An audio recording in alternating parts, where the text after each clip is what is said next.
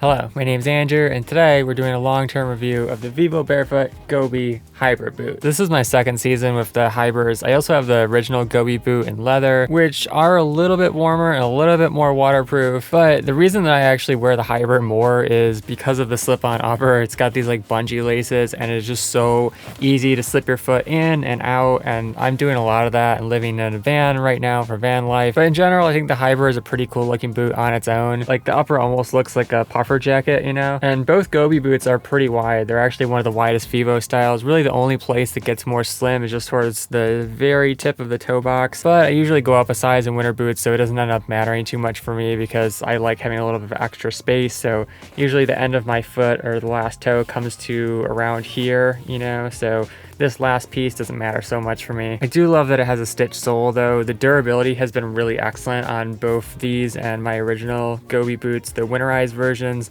and the uninsulated ones too. You can see on the second season, there's just no separation anywhere. It basically looks brand new other than just being a little bit muddy. And in terms of how the like puffer jacket upper performs, it tends to like trap water. So if it's raining, this part on the top will get a little bit wet, but there must be some kind of inner layer there because the water never seems to soak through. They're actually almost as waterproof as the leather GOBIs. The only real issue with it is that if it's kind of like super cold, maybe like a couple degrees above freezing, which is obviously really miserable, and this portion gets wet, it could just make the top of your foot cold just by conduction, even if water isn't actually penetrating into the boot. Moving up the boot though, all the grommets have stayed in, no problems there. I haven't had any problems with the stretchy bungee laces either.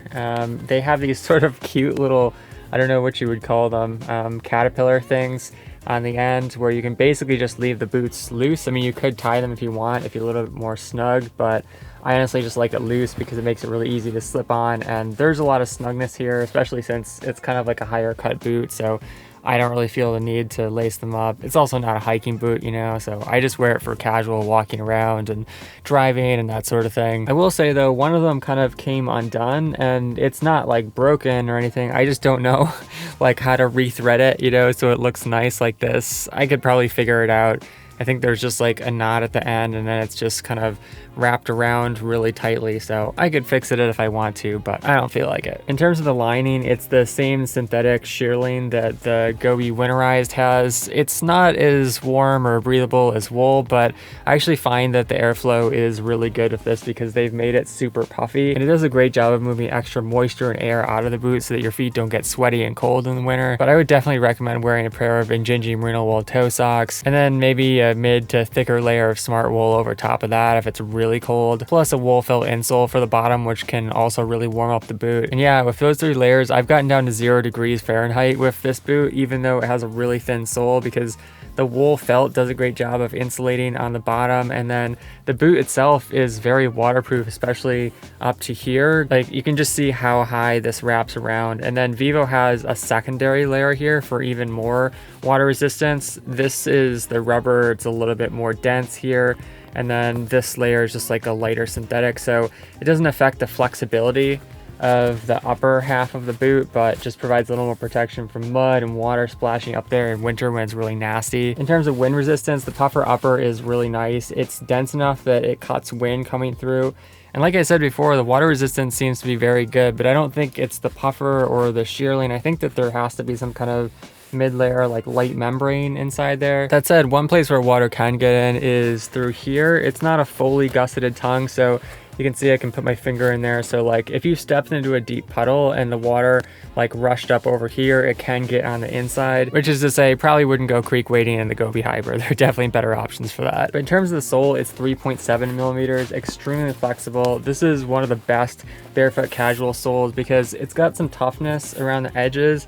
It's a little bit more dense here where you could have some heel wear from coming down, or maybe some gravel on the side. But then the middle of the boot is super flexible. You just get a ton of ground feel coming up through here. And Vivo's rubber is really grippy as well. Although if you're on pure black ice, there's really not anything that's going to save you because there's just not enough friction. Really the only sole I've ever seen that actually provides grip on pure ice is the sort of like Merrell ice grip. I think they use like a Vibram sole. It's almost like a sandpapery material. It has a really fine grit to it that can actually grip into the tiny little bumps on ice. ice. But for me, the best way to deal with ice is just to either avoid it or be mindful about walking, you know, slow down, use a shorter stride so that your foot doesn't slip out from under you. If you have your knees bent and your foot starts to slide, you can kind of absorb, you know, the movement with your knees so that you don't go like this.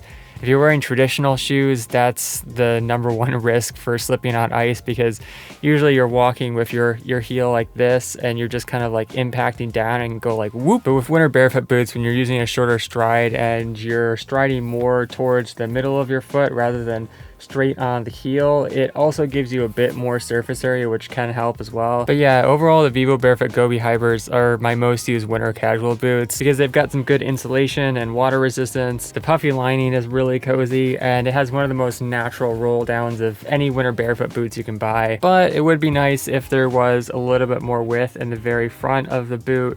And these are ones where I wouldn't use them if you're gonna go, say, sit at a soccer game where you're just not moving around for a long period of time and it's really cold, because the cold eventually is just going to go through a thin sole like that, even if you do have a wool felt insole. So a boot like this is better if you're walking, you know, you're just moving, you've got the blood flowing, because then you can get away with pretty much anything as long as you've got some good wool insulation and socks. So yeah, that's my long-term review of the Vivo Barefoot Gobi Hiber. But if you'd like to support the channel, you can shop with the referral links down below. Browse and filter more products with the shoe finder tool, my website barefootwear.org, or watch my zero drop transition video to learn more about barefooting. Finally, if you have a question about the Vivo Barefoot Gobi Hiber or about barefoot shoes in general, let me know in the comments. Thanks for watching. Catch you next time.